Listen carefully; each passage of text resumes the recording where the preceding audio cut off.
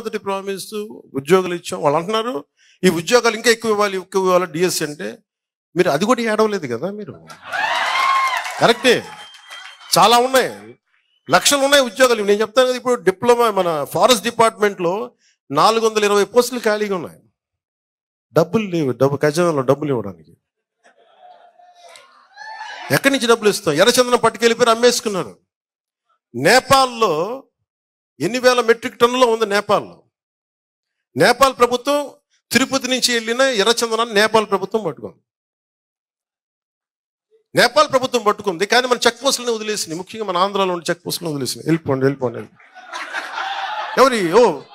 పెద్దిరెడ్డి గారి వెంటనే పంపించండి, అసలు నేపాల్ పంపించండి. మిథున్ రెడ్డి గారే పంపించండి. కానీ నేపాల్ పోలీసులకు పాప మిథున్ రెడ్డి గారు పెద్దిరెడ్డి గారు ఎవరు తెలియదు, ఆపండి అన్నారు. ఎక్కడిది అంటే దాని రూట్ తిరుపతికి వచ్చింది. లాంగ్వేజ్ ప్రాబ్లం వాళ్ళకే ఉంది. వాళ్ళు ఎర్రచందనం ఒకటే లాంగ్వేజ్ కదా.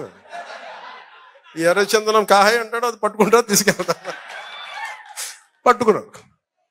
పట్టుకుని ఇప్పుడు ఆ ఫైల్ నా దగ్గరికి వచ్చింది. దాన్ని ఏమంటారు, ఎర్రచందనాన్ని ఇక్కడ తీసుకురావాలి, ఏం చేయాలంటే దానికి ఏదో పెట్టి దాని గురించి కింద మీద పడుతున్నాం, తీసుకురావడానికి ఒక ప్రయత్నం చేస్తున్నాం. ఇవన్నీ మీకు మీరు చూడండి, ఇప్పుడు దాకా తెలియదు కదా మీకు.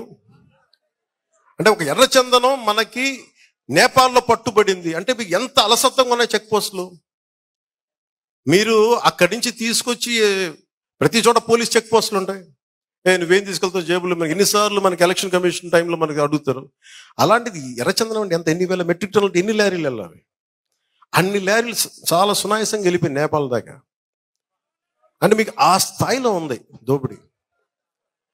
కరెక్ట్, సినిమాలు తీయచ్చు, కానీ ఒక అడవిని కొట్టి ఒక చెట్టుని పెంచడం ఎంత కష్టమో మీకు తెలుసా? మనందరికీ తెలుసు. అది కొట్టే వాళ్ళకి తెలియదు అది సంగతి. ఒక చెట్టు కొడితే 25 చెట్లు నాటాలని అరణ్య సూక్తం చెప్తా ఉంటుంది. ఆ చదువులు చదివితే కదా, ఆ విజ్ఞానం ఉంటే కష్టం తెలుస్తుంది. కొట్టేసుకుందాం, పెంచేసుకుందాం, అమ్మేసుకుందాం, ఏం చేసుకుంటారు? ఎక్కడ తింటారు డబ్బులు? పేపర్లు తినాలి అన్నం బదులు. మీరు ఇవన్నీ అర్థం అంటే నేను ఎందుకు చెప్తా అంటే, ఇవన్నీ మీరందరూ ఇంత లోతుగా చూస్తున్నాం. అసలు ఈ రోజున సివిల్ సప్లైస్లో ఎంత టన్నుల బియ్యం దోచేస్తున్నారు మీకు చెప్తా వచ్చాం. మనోహర్ గారికి నేను ఒకటే చెప్పాను, మనం మాట్లాడాం, సివిల్ సప్లైస్ మీ చేతిలో పెట్టాం, అక్రమ రవాణా బియ్యం మీద ఉక్కుపాదం మోపండి, అదొక్కటే మాట చెప్పాను. ఆయనకి నా అభినందనలు. బలంగా చేశారు, సీజ్ చేశారు గోడౌన్స్. కానీ వెనకున్న సూత్రధారులను పట్టుకోవాలి, ఎవరెవరో తెలియదు, ఇంకా ఎదుగుతున్నారు. చూద్దాం. నన్ను ఏది ఎదిరించలేకుండా దాని గురించి మాట్లాడడం లేదు. ఇదే పెద్ద మనిషి ఆ రోజు ఎన్నికల్లోనే నేను రెడ్ శాండిల్ అంతా కూడా ఎక్స్పోర్ట్ చేశాను, ఆయన చేసిందంతా కూడా నేపాల్లో పట్టుబడింది, దాని మీద మేము అధికారంలోకి వస్తానే చర్యలు తీసుకుంటానని చెప్పాడు ఇదే పవన్ కళ్యాణ్ గారు. మరి నువ్వు ఫారెస్ట్ మంత్రి అయ్యావు, ఉప ముఖ్యమంత్రి అయ్యావు, మరి నేపాల్కి పోయి ఎందుకు గాను అక్కడ ఉన్న రెడ్ శాండిల్ తెచ్చి నేను చేస్తుంటే నా మీద ఎందుకు యాక్షన్ తీసుకోలేదని అడుగుతున్నాను. ఏది కూడా లేకుండా ఒక వ్యక్తిత్వ హననాన్ని చేపట్టే విధంగా ఈ ప్రభుత్వంలో ఉన్న పెద్ద మనుషులందరూ కూడా పనిచేస్తా ఉన్నారు. ఈ రాష్ట్ర ప్రజలందరూ కూడా గమనించాలని నేను కోరుతా ఉన్నాను. మీ అందరికీ తెలుసు, మదనపల్లిలో ఏదో జరిగిపోయిందని చెప్పి చంద్రబాబు ఆ రోజు ఆయనకంతా కూడా డైవర్షన్ పాలిటిక్స్, ఇక్కడ చిన్నది వాళ్ళకి వ్యతిరేకంగా వస్తే మమ్మల్ని అందరినీ ఇంకా వ్యతిరేకంగా చూపించే పరిస్థితి. ఆ విధంగా ఆ రోజు ఒక డీజీపీ గారిని, సిసిఎల్ఏ కమిషనర్ను, మా సిఐడికి సంబంధించిన అడిషనల్ డీజీపీని ముగ్గురిని కూడా ఆయన హెలికాప్టర్ ఇచ్చి ఇక్కడ మదనపల్లిలో ప్రపంచమంతా పడిపోయిందని చెప్పి అక్కడికి పంపించి మొత్తం కూడా చేశారు. మరి ఈరోజు 9 నెలలు అవుతా ఉంది. మేమేదైనా తప్పు చేస్తుంటే ఎందుకు కానీ మీరు యాక్షన్ తీసుకోలేదని అడుగుతా ఉన్నాను. ఏది కూడా లేకుండా ఏదో రకంగా రాష్ట్ర ప్రజలందరికీ కూడా మేము దొంగలు, వైఎస్ఆర్ కాంగ్రెస్ పార్టీ అన్యాయాలు చేసింది గత 5 సంవత్సరాల్లో, మేము ఇప్పుడు వచ్చి ఈ రాష్ట్ర ప్రజలను ఉద్ధరిస్తాము అని చెప్పే పరిస్థితి చంద్రబాబు నాయుడు చేపట్టాడు. ఫైల్స్ కాల్పినాయని చెప్పి, మేమే కాల్చినామని చెప్పి రకరకాల ప్రచారాలు చేశారు. ఆ రోజే నేను ప్రెస్ మీట్ పెట్టి చెప్పా, ఇదే ఢిల్లీలో నేను ప్రెస్ మీట్ పెట్టి చెప్పాను, ఏ ల్యాండ్ మీరు పలానా ల్యాండ్ ఫైల్ కాలిందంటే ఈ ల్యాండ్ చూపిండి. ఆడు ఉండేది 3 ఎంఆర్ఓలు ఉన్నారు మదనపల్లి నియోజకవర్గంలో. ఆ 3 ఎంఆర్ఓ ఆఫీస్లో ఫైల్స్ ఉంటాయి, పైన కలెక్టర్ ఆఫీస్లో ఫైల్స్ ఉంటాయి. ఆ ఫైల్స్ ఏదో చెప్పంటే ఇప్పుడు వరకు చెప్పరు. మదనపల్లి ల్యాండ్ ఫైల్స్ మదనపల్లి అంటారు కానీ అది మాత్రం చెప్పరు. ఇంతవరకు విచారణ ఏం చేస్తారు 9 నెలల్లో? మీరు కనీసం పలానా ల్యాండ్ సంబంధించిన ఫైల్ కాలింది కూడా ల్యాండ్ కూడా మీరు ఐడెంటిఫై చేయలేని పరిస్థితి. ఇవన్నీ కూడా కేవలం తప్పుడు కేసులు పెట్టి ఏదో ఒకటి ప్రజల దృష్టిలో దుష్ప్రచారం చేయాలన్న ఒక ఉద్దేశంతోనే జరుగుతూ ఉంది. ఇది వరకు ఎలక్షన్ ముందు చూస్తే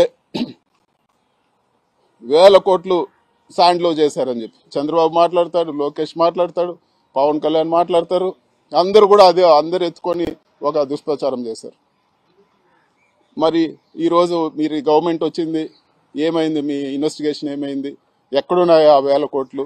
అనవసరంగా ఊరికే బురద కొట్టడం తప్పితే, ఇలాంటి ఆరోపణలు చేసి ఇబ్బంది పెట్టాలని ప్రయత్నం చేయడం తప్పితే ఎక్కడ కూడా వాస్తవం లేదని చెప్పి కూడా నేను తెలియజేస్తా ఉన్నాను. అంతేకాదు, పేపర్లో నేనే చదవడం జరిగింది. డిస్టిలరీలో ఎస్పీవై రెడ్డి డిస్టిలరీలో నాకు భాగం ఉందని చెప్పి మాట్లాడారు. ప్రూవ్ చేయమని చెప్పి నేను అడుగుతా ఉన్నాను. నేను ఎన్నిసార్లు మాట్లాడినా కూడా ఇప్పుడు వరకు కూడా ఎక్కడ మీ అధికారం ఉంది, మీ డిపార్ట్మెంట్ ఉంది, మీరు ప్రూవ్ చేయండి, మీ ఆరోపణలు ప్రూవ్ చేయండి, లేకపోతే క్షమాపణ చెప్పమని చెప్పి కూడా నేను కోరుతా ఉన్నాను. క్లియర్గా మీ దగ్గర రికార్డ్స్ పెట్టుకొని నిన్న ఎత్తిన డ్రామాలో 75 ఎకరాలు ఫారెస్ట్ ల్యాండ్, ఇది పట్టా ల్యాండ్ కాదని చెప్పి కూడా మీరు చెప్పడం జరిగింది. మరి రికార్డ్స్ అన్నీ కూడా క్లియర్గా చూపిస్తా ఉన్నాయి. 1965లోనే సెంట్రల్ గవర్నమెంట్ గెజెట్ ఇచ్చింది. అదేవిధంగా రెవెన్యూ డిపార్ట్మెంట్లో కూడా రికార్డ్స్ ఉన్నాయి. మరి మీరు ఈరోజు ఏం జవాబు చెప్తారని చెప్పి కూడా నేను అడుగుతాను. తప్పుడు ఆరోపణలు చేసి మళ్ళీ కూడా దాన్ని అలాగే నాంచి మర్చిపోతారులే ప్రజలు అని చెప్పే ప్రయత్నం మీరు చేస్తూ ఉన్నారు. ఖచ్చితంగా నేను డిమాండ్ చేస్తా ఉన్నాను, మీరు ప్రూవ్ చేయకపోతే క్షమాపణ చెప్పాలని చెప్పి కూడా నేను ఈరోజు ఖచ్చితంగా డిమాండ్ చేస్తా ఉన్నాను. కేవలం కక్షపూరిత పాలిటిక్స్ కి ప్రాధాన్యం ఇచ్చి ఈరోజు మీరు ఇచ్చిన హామీలన్నీ కూడా గాలికి వదిలేస్తారని చెప్పి కూడా నేను తెలియజేస్తా ఉన్నాను. ఇంకా కూడా 2 విషయాలైతే నేను ఖచ్చితంగా 2 విషయాలు చెప్పదలుచుకున్నాను. ఒకటి,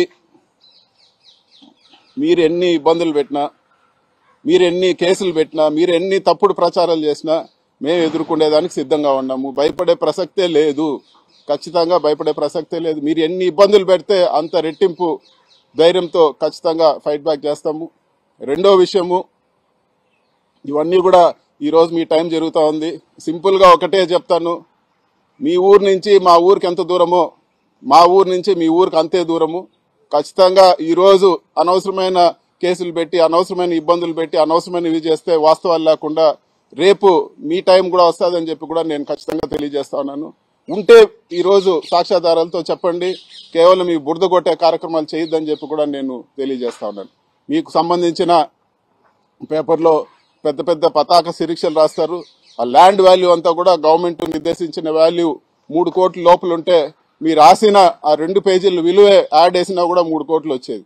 ఇంత దారుణంగా అసలు ల్యాండ్ విలువ కూడా తెలియకుండా ఏదో జరిగిందని చెప్పి మీరు ఈరోజు ఇంత ఘోరమైన ఆర్టికల్స్ రాస్తా ఉన్నారు. ఇది తప్పు. ఖచ్చితంగా అన్నిటికీ ఇప్పటి వరకు సరే ఏదో గవర్నమెంట్ మారిందని ఆలోచన పరిస్థితి ఉంది. ప్రతి దానికి కూడా చేసేదానికి ప్రతి దానికి కూడా ఖచ్చితంగా ఫైట్ బ్యాక్ చేస్తాను. ఈనాడు గ్రూప్ కూడా నేను చెప్తా ఉన్నాను, అనవసరంగా మీరు ఇంత ఘోరమైన దుష్ప్రచారం చేశారు. మీ విషయాలు మీరు రాష్ట్రం అంతా దుష్ప్రచారం చేశారు, కానీ నేను మీ విషయాలన్నీ కూడా నిజాలు పార్లమెంట్ లో మాట్లాడతానని చెప్పి కూడా నేను తెలియజేస్తా ఉన్నాను.